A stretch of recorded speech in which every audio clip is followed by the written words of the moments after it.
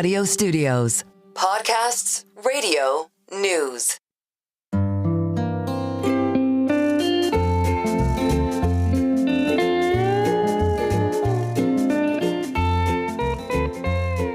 Hello and welcome to another episode of the Odd Lots podcast. I'm Joe Weisenthal. And I'm Tracy Alloway.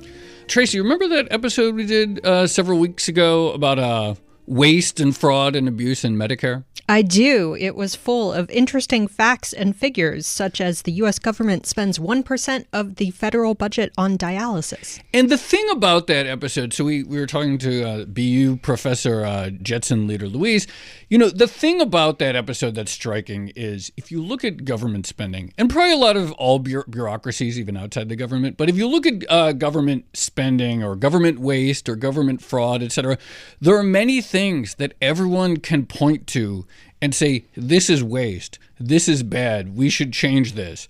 But that's clearly just being able to identify some bad process, or whether it's in how how purchasing works or how hiring works or anything, clearly that's not enough to fix it. Identification almost seems like the easy part. No, I think this is actually endemic in a lot of large organizations, although I am certain there are specific things about the government process that are unique to them. But it feels like at large organizations, everyone kind of feels helpless, right? Everyone can say, we need to do this better, or this is ridiculous, or we should change this. But no one actually seems able to fix it. Yeah. Anyway, yes, this is my perception as well. But we are in an era, the vibes have changed. We're in an era where once again, and probably because inflation remains high, people see the obvious failures of what people call state capacity. There was a lot of stuff built under the Biden administration. There was a lot of stuff allocated. People are frustrated by the speed of things, whether you look at charging stations or rural broadband, or the speed with which any project gets implemented. We're in a moment of frustration, and people want to see two things. They want to see waste and spending decline in many cases, and they also want to see that the spending that we actually do allocate turns into results. Good results. Right. We're in a period where, setting aside what will happen, et cetera, there is this public impulse that we want to see results for things that we do. Speaking of good results, can I just say the last time we spoke to this guest, who we are about to speak to again, we were complaining about how clunky the Treasury Direct website is. And how you had to click little buttons to get in instead of just typing your password. And I think shortly after that, someone sent me a screenshot and said that they had fixed it. Amazing. So, this podcast can lead to real results. Yeah, maybe that's the answer. We just need to do podcast episodes on various things that aren't working, and then someone hears it and stuff like that. But yes, we are in an era for people demanding results. Anyway, you mentioned that last episode we did with this guest. She really is the perfect guest to talk about now in this era of DOGE and the sort of impulse to see government root out waste and fraud and abuse and become more efficient. We're going to be speaking with Jennifer Pahlka. She is the author of the book Recoding America, currently serving as a senior fellow at the Niskanen Center. She was the founder and former director of the Code for America initiative. She's been on the Defense Innovation Board, so has seen how government actually operates and spends and works and builds technology at a very granular level. Perfect guest to have back on. So Jennifer, thank you so much for coming back on Odd Lots. Yeah, no, thanks for having me. When it comes to government spending and waste, I think there's sort of two things that people, or I think it's sort of useful to divide the conversation in two things, because there are major things that the government spends money on, like various entitlements or having a large military, et cetera, that some might consider wasteful per se, right? And then there is the other aspect, which is just within the realm of things that many people agree we need, is government getting the best bang for the buck within the sort of expectation that this is, legitimate spending. And so some of these fights that in conversations that are going to be held under the new administration are going to be in the first category, where it's big political questions about where we should be allocating our money. But from your perspective, even setting that aside, when you look at sort of the actual expenditure, do you see big dials that can be turned in terms of this can be done better? Yeah, it's funny you say like people get concerned about the bang for the buck. I think people get really concerned when they're like, any amount of bucks is not getting a bang. Yeah, right. It's less. I understand the frustration and the switch to a dialogue around government efficiency that Elon Musk is pushing. But I think we've gotten to that place because people are saying, we're getting very little results. We would be tolerant of, reasonably high spending if something were coming out of this. And, you talk about the defense world, for instance. I mean, our spending keeps going up. And in theory, we're spending more so that we can be safer and have greater deterrence.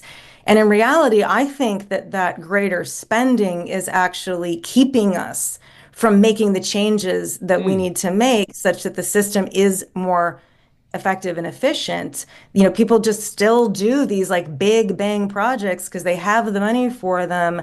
They have all the trappings around them that make them really slow, all the procedure, instead of these, fast, procurements. Like we need a ton of drones, for instance, instead of these, big, heavy weapons platforms.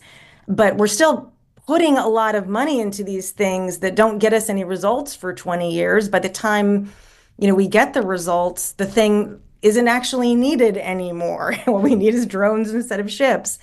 And, I really think that the dialogue is changing for like, hey, where's the bang at all? Right. Yeah, it feels like when organizations are sort of swimming in money and have large budgets, they don't actually have to think about how to best spend that money, right? And so I wanted to ask you more, your position on the Defense Innovation Board. One thing I've been wondering is, why does the Pentagon, to this point, always seem to fail its audits? Okay, there's so many reasons for that. One of them, I think, speaks to a core dysfunction that you see across government, which is we do everything in this very, very bespoke way.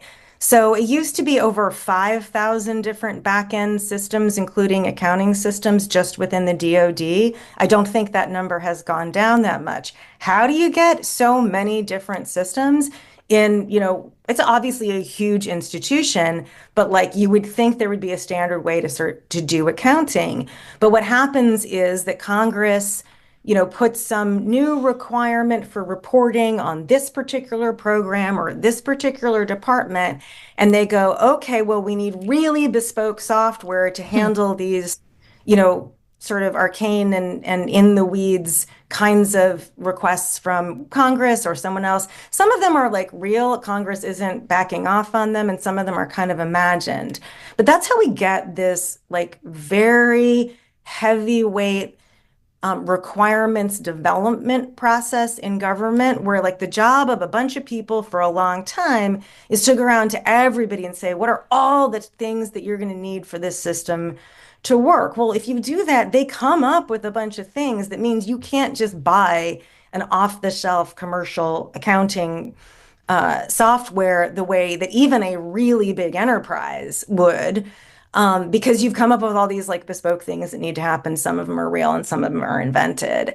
And one of the things we said on the Defense Innovation Board was, it's actually not about like doing better software to accommodate all those requirements. It's about getting rid of those requirements so that you can just buy commodity software. But that's just really hard because it's sort of, the power is flowing the wrong direction. You don't have people who do software telling Congress to remove this requirement. It's just like, the stream needs to be reversed. So one of the reasons is just that they literally have all these different systems that are supposed to feed into one big picture of what the Department of Defense is spending, and what it's receiving.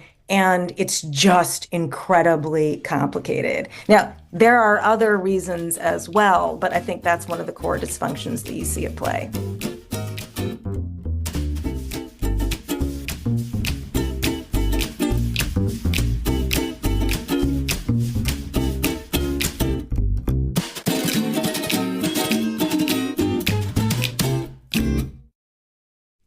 back up for a second. So you wrote your book, Recoding America. You have a great Substack right now called Eating Policy, and I want to get into we'll get into some of the posts you wrote about fixing hiring practices and so forth. But I'm curious, like, did you have a moment in your life, like the sort of like founding trauma or whatever, where you're like, oh, wow, this really, something that scandalized you such that you've now devoted your work to writing about and elucidating the issues that come up with things like government hiring and spending? Yeah, that's a funny question.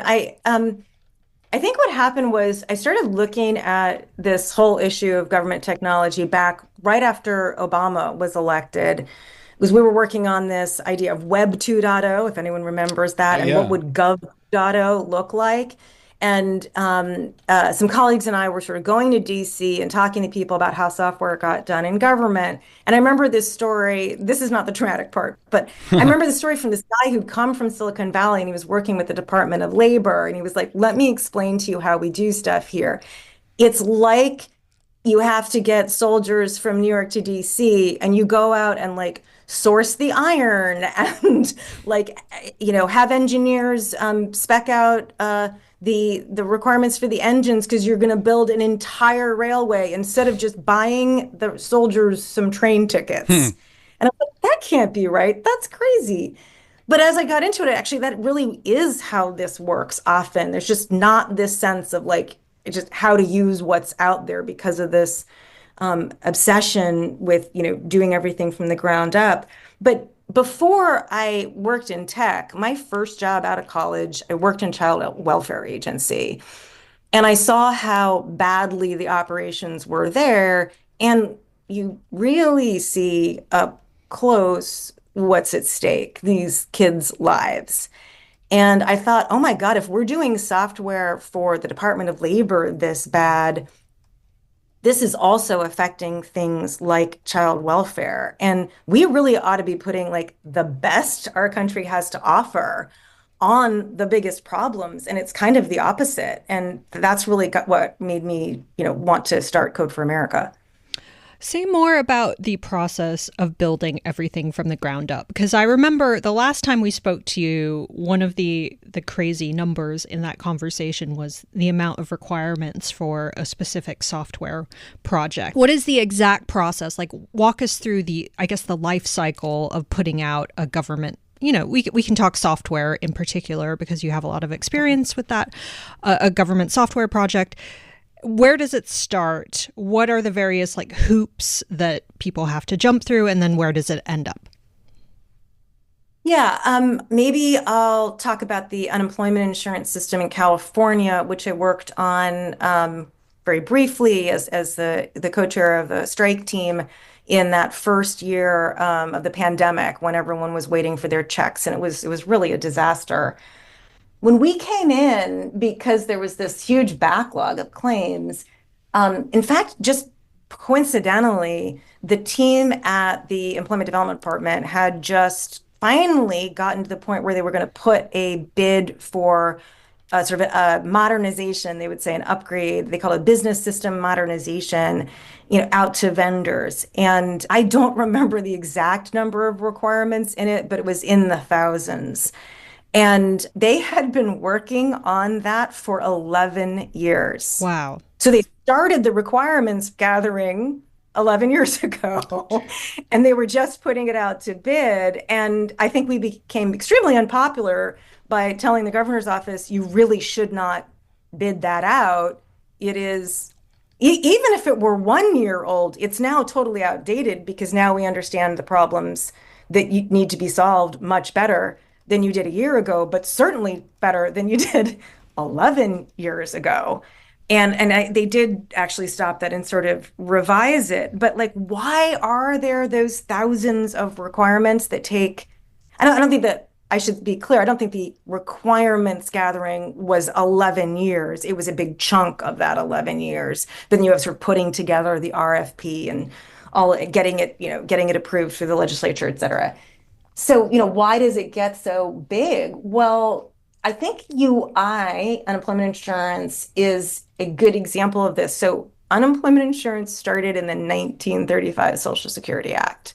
So we are, well, now it's 2025. So now we are 90 years of accumulation of policy and process and regulatory cruft, essentially. So think about like stuff, requirements and rules and guidance from both the executive, legislative, and judicial branches just sort of falling like garbage onto something like unemployment insurance for 90 years.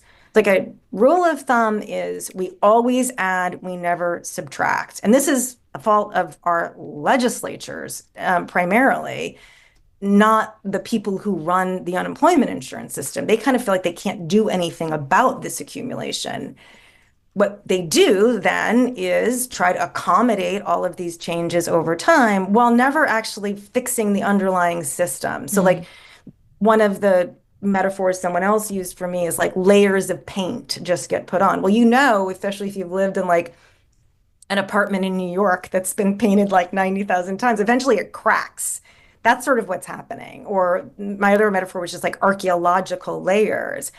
But they only ever appropriate money to just like make the fixes, not to go back and say, how would we actually design this system if we were designing it today? Not just from a technological perspective, but how would we go back and say, oh, that, requirement from the 40s, that's been overwritten by these other things. Why is there still code in the system that's dealing with that requirement from the 40s? And why is there still, memos pointing to that, confusing people about what the current state of the rules are? But like really what we need to do is do a full kind of regulatory simplification, policy and process simplification alongside our modernizations. And we just don't do that. Do government officials who are designing these projects, how much do they ever work in tandem with vendors? Like, will they go out and say, hey, we're thinking about upgrading this system. What do you think we should do? Or does it always start with the requirement process and then that just gets sent out? No, they do often work with vendors. The problem is that the sort of way the vendor game is played, and I'd say this is changing to some degree, is like the vendors benefit from all that complexity. So the vendors never say, hey, why don't you go to your legislature and ask for like, can we collaborate in a project where we sort of rationalize all of this policy craft? And then we can make you a system that it's going to be, a lot more elegant, a lot more stable, a lot more scalable, right? Scalability is really, really degraded by this complexity because they're huge projects. I mean, I think even after we asked California to boot out the old business system modernization and start again, they still went out with something that I believe was almost $2 billion. It might have been 1 billion. So forgive me if I'm getting that wrong, but that's still in the same range of like, that's a lot of money to like, quote unquote, like do some upgrades on a system because they really don't have that relationship between the executive and legislative branch. And also let's throw in the judicial to say what this needs is a real reboot. I mean, unemployment insurance is not that complicated in its basics, right? We're giving people a certain amount of money for a certain amount of time under certain conditions. But it's gotten wildly complicated and that like the vendors don't seem to, most of the vendors aren't really incented to be part of that conversation about the simplification because then the projects are going to be smaller. Let's talk about government hiring and your experience. And you've written some sort of wild stuff on your Substack just about how hard it is to get a talented person in the door. And this is even setting aside the fact that government pay scales aren't the same as private sector pay scales, et cetera. There's no equity upside for a talented engineer. Just working through the government HR process. What do you see? The biggest problem with hiring to me, and there are many, isn't the pay, though I know that should be fixed and a lot of people do talk about that. It's that we don't actually assess candidates for their skills. So if you leave apart the political appointees and the people who get appointed under things like Schedule A or Schedule C, where you're using an exception, and just talk about like the regular open to the public competitive process, 90% of those use only self-assessments of the person's own skill. In other words, they tell you what level they are, and a resume screen. So how it goes is, as a hiring manager, you're like completely cut out of the process. The HR person is in control. And you say, okay, I need this job. There's all this sort of back and forth about what the job is. The job descriptions aren't often up to date. Maybe there isn't a job description or a classification for the kind of person you need, especially if it's technical. Leaving all that aside, you finally post a position, and let's say 500 resumes come in. Well, your HR person has to give you a cert, a list of people that they deem qualified. And the way they get from 500 to, say, 10 on the cert is first they look for everybody who has cut and pasted from the job description into their resume and cover letter. Oh, by the way, that person had to have known to do a government resume, which is usually like 7 pages long, as opposed to a private sector resume, which would be shorter. That's a whole nother story.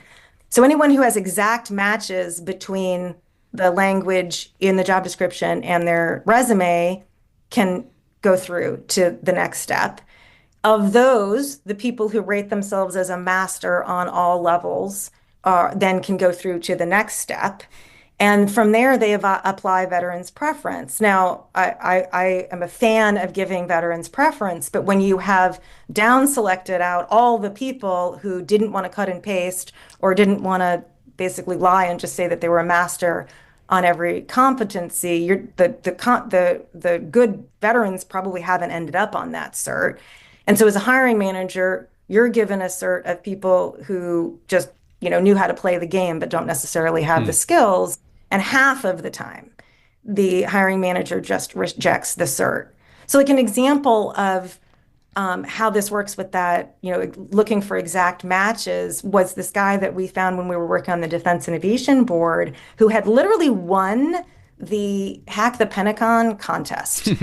Like the top security researchers in the country came together, and this one guy, he happened to be 19 years old, won that thing. He's like incredibly talented.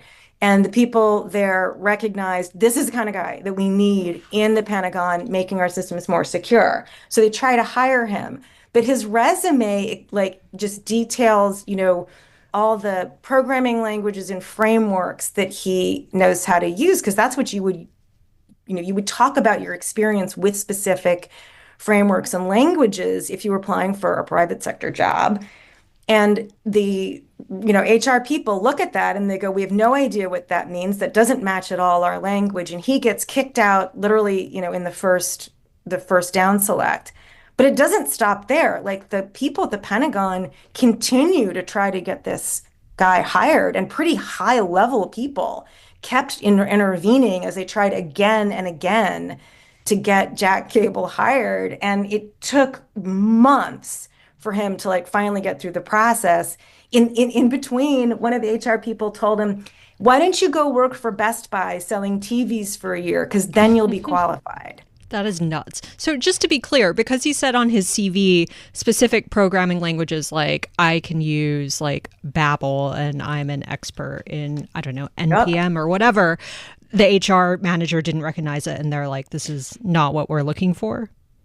That's exactly right. And they explained to the Defense Innovation Board, they pulled up the language in the job description, which was X years of experience doing very generic language about the completion of IT tech, projects or something, which just doesn't mean anything. And they were like, we don't see this. And that was the justification. This might be a cultural question, but why does HR not listen to the expertise of these specific hiring managers? Okay, that is a fantastic question. And I've actually done some research on legally, is that required?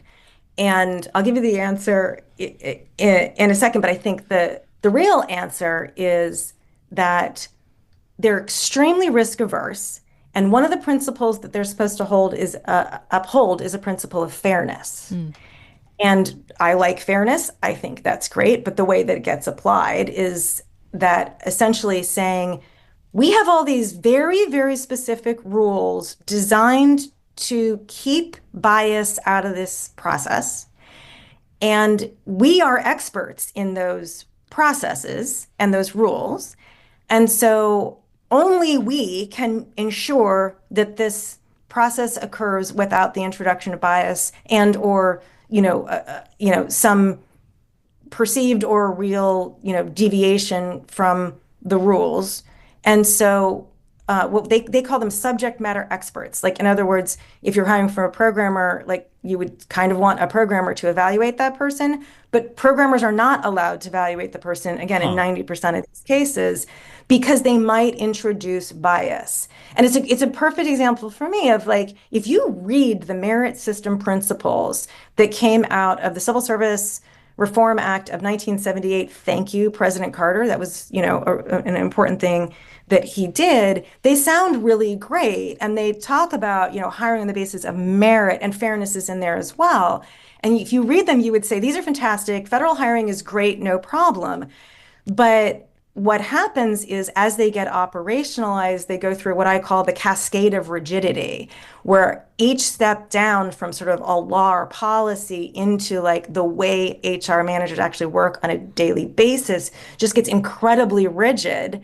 And the rigidity means that you get kind of the opposite outcome of what the law intended. The law intended merit. We're really not hiring on the basis of merit because it's gotten so rigid as it's been operationalized.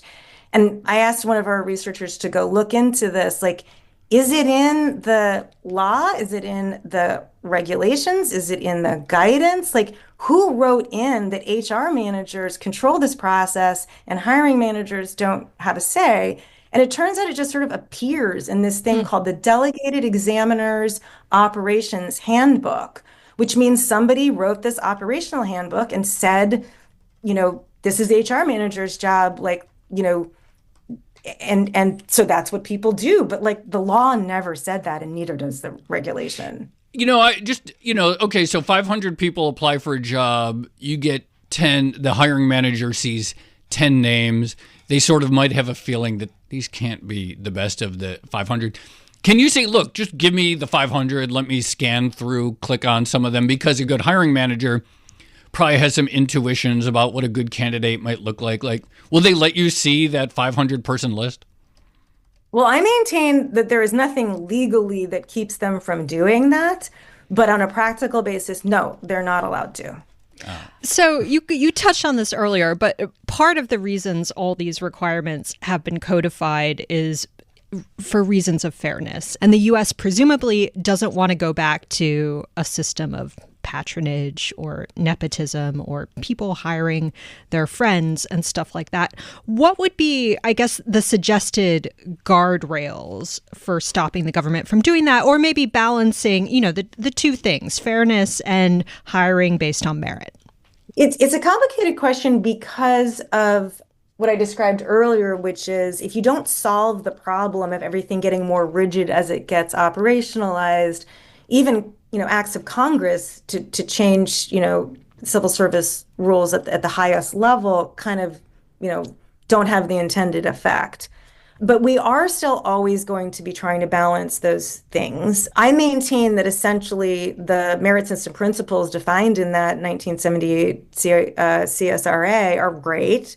What we just need to do is sort of like pull the edifice back to the studs. Like, it's a massive remodel, but not like an upending of the foundation. The foundation is solid. And so we need to go have a full look up and down the stack. Where did we go wrong in that cascade of rigidity? There are tweaks that need to happen at the statute level. So I think, like, OPM and Congress do need to get involved, but a lot of it is just, how has this been operationalized? Now, you probably know that there is this sort of nuclear bomb that is being threatened. Oh, Schedule F. I was going to ask about that. Yeah. Schedule F basically says, if you can demonstrate that this person who has civil service protections today has sort of any adjacency to policy, you can reclassify them as a political appointee, and then they lose all their civil service protections. And of course, Trump rolled that out like in the last month or something of his first term, and has been very clear that he wants to bring it back in the beginning of this coming term. And, you know, in my metaphor, that is actually pulling up the foundation, because that is saying we're going to fire on the basis of loyalty, essentially, to an administration instead of on the basis of merit. And we do really have problems with not being able to fire underperformers. They're a very small percentage of people who really should have been removed, and it's super hard to remove them. I can tell you a couple stories about that, but like, and we should fix that. We should fix that, not take away the protections for folks who stand up and say, hey, you need to know this. Oh, wait, I disagree with you, so suddenly you're fired. Rebuild the thing from its strong foundation. Don't pull the foundation out of the soil.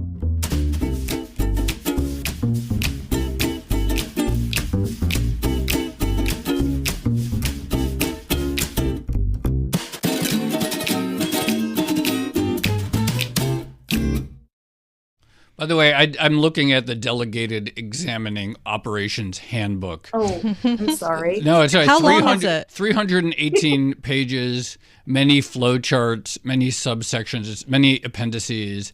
You know, I'm sure, look, the serious stuff, I'm sure that there needs to be a real document, but it is, there's a lot to it. This gets, though, to something that I think is maybe part of the core question here, and we sort of teased at it in the introduction.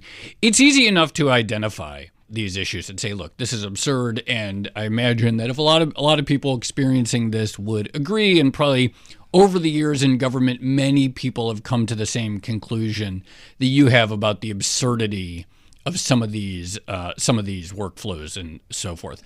In one of your pieces recently, something that you implied is that maybe the answer is not just more identification of the problems or sort of good intention, but maybe someone who's kind of a bully, or someone who doesn't necessarily think the rules apply. And perhaps someone like, Elon Musk, for example, someone with that character gravitas might be a word that people use, energy. I don't know. Talk to us more, because again, it doesn't seem like just identifying these problems are enough.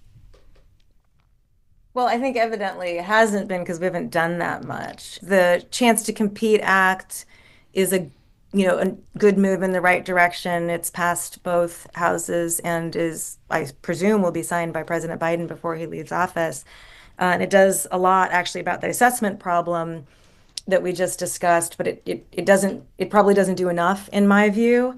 And again, you'll have the problem of actually implementing it, which the new head of OPM is going to find out is pretty hard to implement when you have an HR workforce that risk averse and that sort of process obsessed.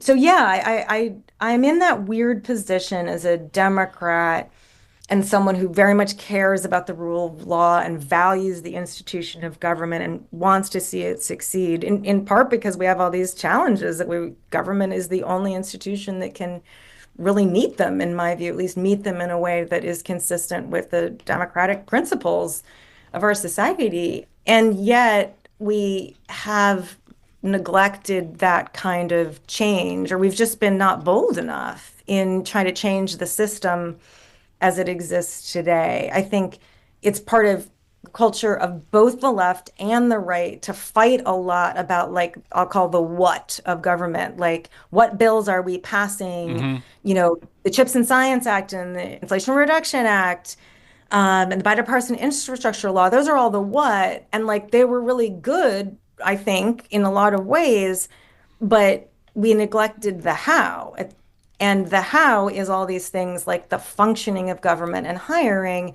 And again, both parties do that. And because we've neglected the how, it's gotten really, really sclerotic, I guess is a word, and ineffective, as you talked about at the start of this. And so that democratic approach generally of let's be very thoughtful and let's listen to all the voices and make sure we're making very measured decisions here, which is like the world I'd like to live in. That sounds great. And I like to think of myself as a thoughtful and measured person. But that kind of approach tends to like tends basically to add more process and more procedure when we already have a lot and try to make sure that everybody is happy.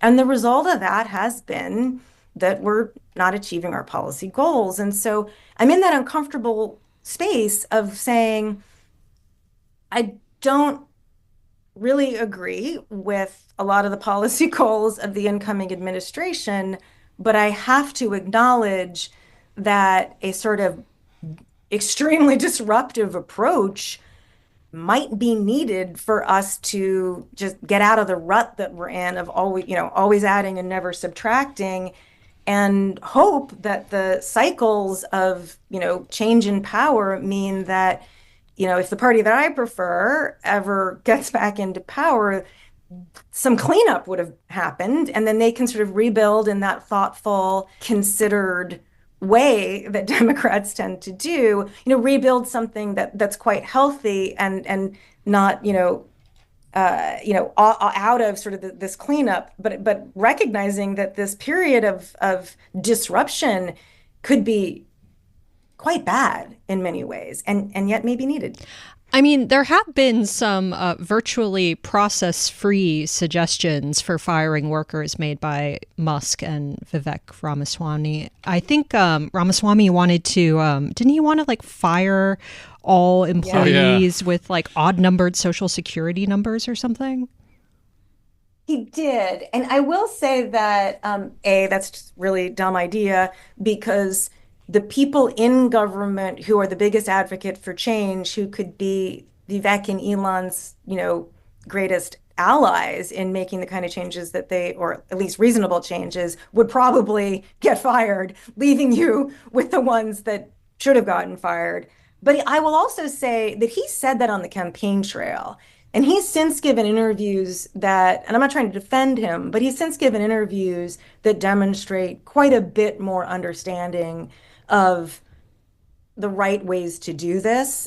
He's acknowledged, for instance, that, it's Congress who's in charge of laws and regulations, and they can't just ride roughshod over that there's probably better ways to deal with the workforce. But he's certainly coming from this place of just completely crazy ideas that at least maybe move the Overton window, but should not actually be operationalized.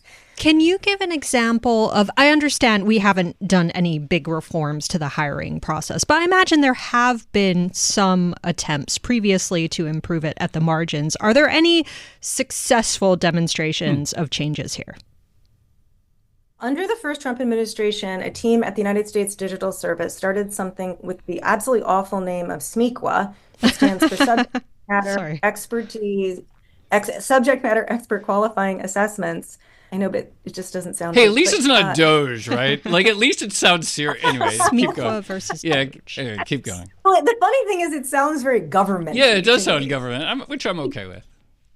But essentially, this team looked at that problem of 90% of hires happening without a reasonable assessment of the candidate's skills and said, we don't need to do this. The law and policy absolutely allow for real assessments, and put together a process that hiring managers and their HR partners could use to, for instance, assess, programmers by actual other programmers, but because it's working within existing, not only law and policy, but sort of the culture of the Office of Personnel Management. It's still a pretty heavyweight process, but the people I know who've used it to hire people love it. They get great candidates through it. And it hasn't scaled, in part because I don't think it was a huge priority of the Biden administration, and in part because it's still just a lot of work to get all the people who can, review these programmers' resumes, for instance, to take time out of their jobs to do this in a very prescribed, kind of controlled way. You can't just take someone's time and say, hey, look at this guy's resume. Do you think he's good? What happens when you try to fire someone in the government? We did that episode several weeks ago about Medicare fraud and the importance of having good data scientists to look at. And let's say there's a data scientist who isn't good or isn't finding any, whatever it is. What happens when you try to fire them?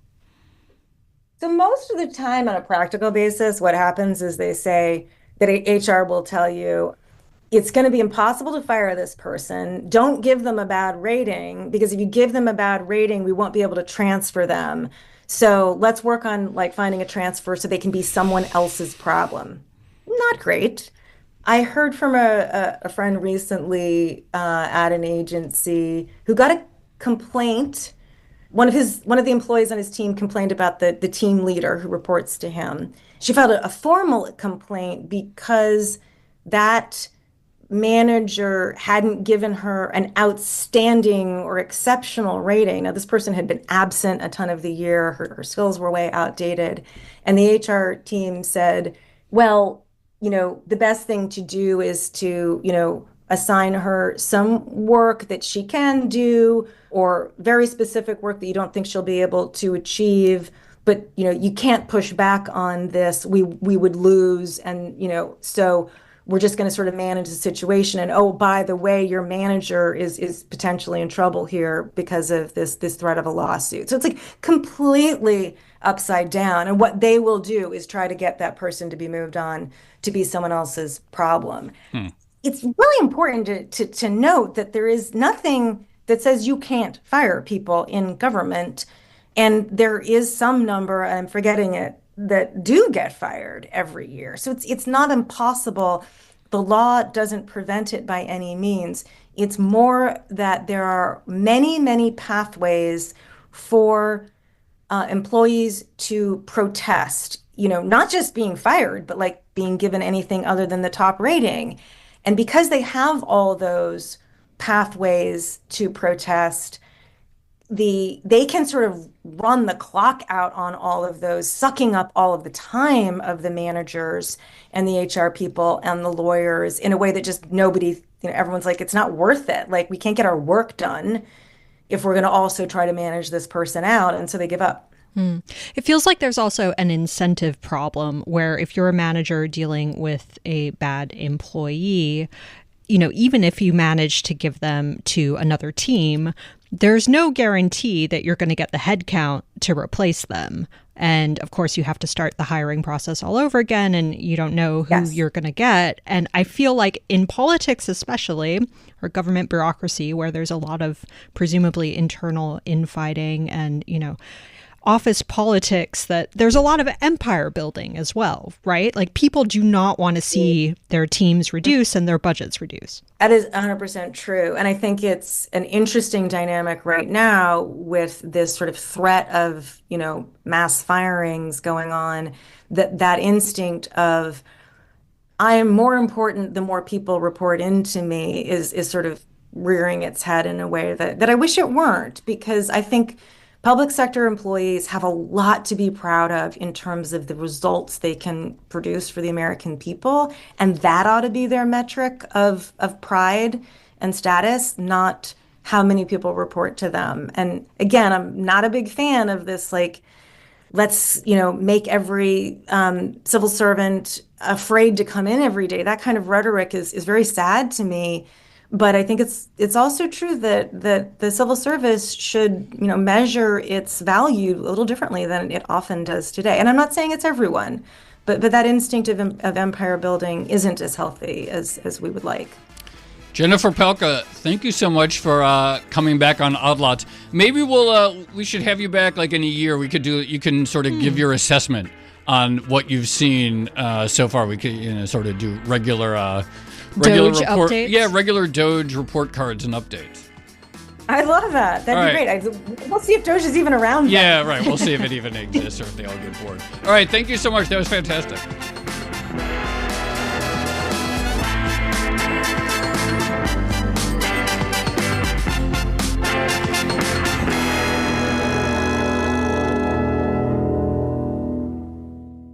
That was really good, Tracy. Just reading and hearing some of those stories, like about hiring. Oh my God, the stories are amazing. You kind of just want to bang your head against the wall. Also, it makes me wonder, like, if it would be.